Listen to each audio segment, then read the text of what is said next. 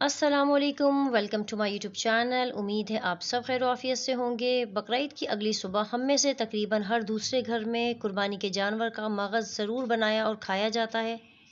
मेरे घर में तो सब बहुत ही क्रेज़ी हैं, बहुत शौक़ से ब्रेन मसाला खाते हैं। तो आज मैं बनाऊंगी ब्रेन मसाला अपनी वही रेसिपी से। मैं बताऊंगी तमाम टिप्स एंड ट्रिक्स जिसे फॉलो करते हुए आप भी बेहतरीन ब्रेन मसाला बना सकते हैं।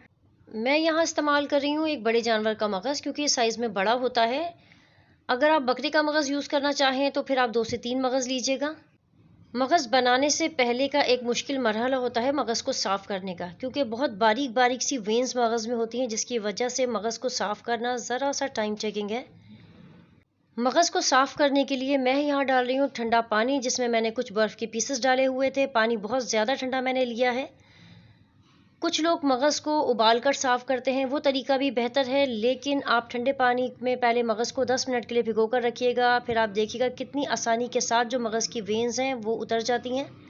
मगज़ में बहुत छोटी छोटी सी नसों का जाल होता है, जिसे निकालना बहुत ही मुश्किल होता है, लेकिन ठंडे पानी में भिगोने की वजह से आप देखिएगा कितनी आसानी के साथ तमाम जो नसें हैं वो मगज़ से निकल आएंगी। मगज़ बिल्कुल क्लीन हो जाएगा। ऐसी ही बहुत सी छोटी छोटी टिप्स एंड ट्रिक्स होती हैं जो हमारे खाने को ना सिर्फ आसान बनाती हैं, बल्कि हमारी खाने का टेस्ट जो है वो कई गुना बढ़ जाता है। ये देखिए, अभी मैंने इसको बॉईल नहीं किया है, लेकिन बिना उबाले हुए भी आप देख सकते हैं कि पानी में डिप करने की वजह से किस तरह से मगज़ जो है वो साफ़ हो गया है। अंदर तक की जो नसें हैं वो सारी निकल आई हैं। हार्डली मुझे 5 से 7 मिनट लगे हैं कि मगज़ को साफ़ करने में, लेकिन मगज़ आप देख सकते हैं कि किस तरह से बिल्कुल अच्छी तरह से साफ़ हो गया है। कहीं कोई वेन आपको इसमें नज़र नहीं आएगी। अब मगज़ को पानी से निकाल कर मैं अलग रख दूंगी। अब हमें इसे बॉईल करना है, लेकिन मगज़ को ठंडे पानी से निकालने के बाद उबालने से पहले मैं टैप वाटर से अच्छी तरह से मगज़ को धो लूँगी, ताकि मगज़ के अंदर जितना भी गंद होता है वो अच्छी तरह से साफ़ हो जाए। पानी मैंने उबालने के लिए रख दिया था, क्योंकि मगज़ को हमें बॉईल करना है। पानी आप अपने अंदाजे से ले लीजिए। जब पानी में उबाल आ जाए तो मगज़ जो है वो मैंने उसमें डाल दिया है। अब मैं इसमें शामिल करूँगी हल्दी। हल्दी मैंने ली है 1 चाय का चम्मच। तकरीबन 2 से 3 मिनट हमें मगज़ को उबालना है, बहुत ज़्यादा हमें इसे उबालना नहीं है। जब पानी अच्छी तरह से गर्म हो गया था तब मैंने पानी में मगज़ को डाला है। मैंने ठंडे पानी में मगज़ नहीं डाला था। जिस तरह से हम कलेजी को उबालते हैं तो कलेजी उबालते हुए उसके ऊपर झाग आ जाता है, बिल्कुल उसी तरह से मगज़ के ऊपर भी झाग आ गया है। ये झाग आप हटा लीजिए। तकरीबन 2 से 3 मिनट मैंने मगज़ को उबाला है। मगज़ को उबालने की वजह यह है कि इसके अंदर से जो एक अनप्लेजेंट सी स्मेल होती है वो ख़त्म हो जाती है।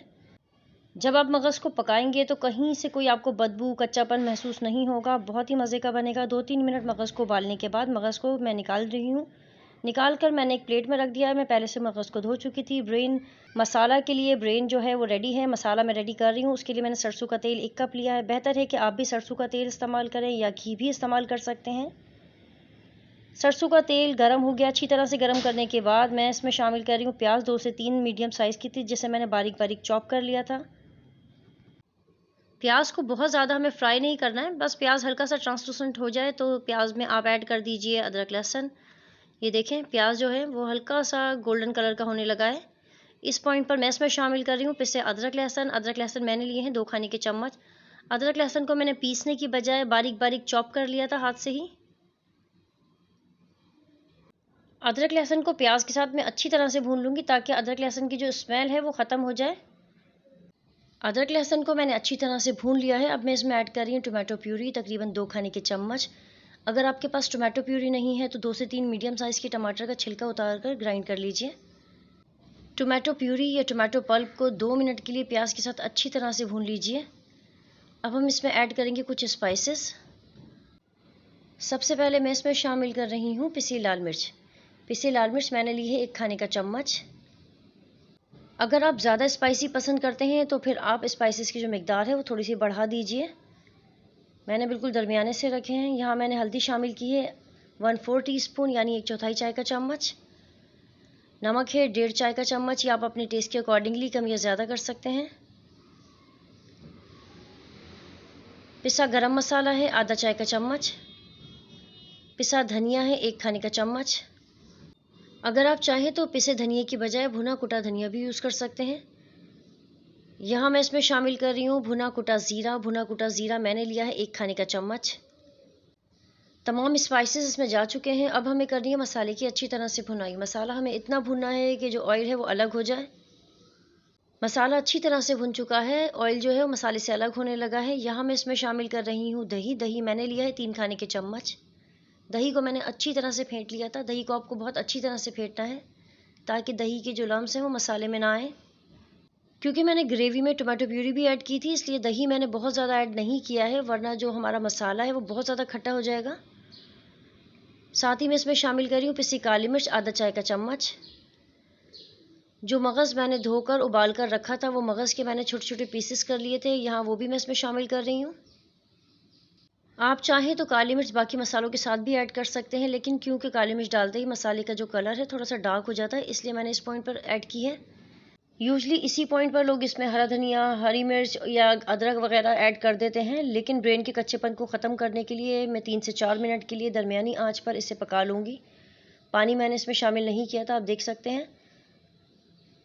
ज़्यादा ओवर कुक मैंने इसे नहीं किया, 2-3 मिनट के लिए ही मैंने इसे पकाया है। अब मैं इसमें शामिल कर रही हूँ हरी मिर्चें। हरी मिर्चें मैंने ली हैं तकरीबन 4 से 5, जिससे मैंने बारीक बारीक कट कर लिया था।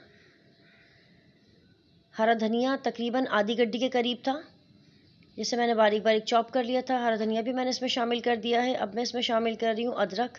ब्रेन मसाला में अदरक जो है थोड़ी ज़्यादा जाती है, अब अपने टेस्ट के अकॉर्डिंगली कम कर लीजिए, ज़्यादा कर लीजिए, it's up to you. 5 minute के लिए ढककर दरमियानी आंच पर मैं इसे पका लूँगी। तकरीबन 5 मिनट के लिए ही मैंने इसे कुक किया था, बहुत ज़्यादा ओवर कुक नहीं करना है क्योंकि ब्रेन मसाला जो है बहुत जल्दी तैयार हो जाता है। ब्रेन मसाला हमारा रेडी है। ये रेसिपी आप ज़रूर ट्राई कीजिएगा, आपको डेफिनेटली ये बहुत पसंद आएगी। पराठे और रोगनी नान के साथ आप इसे सर्व कर सकते हैं।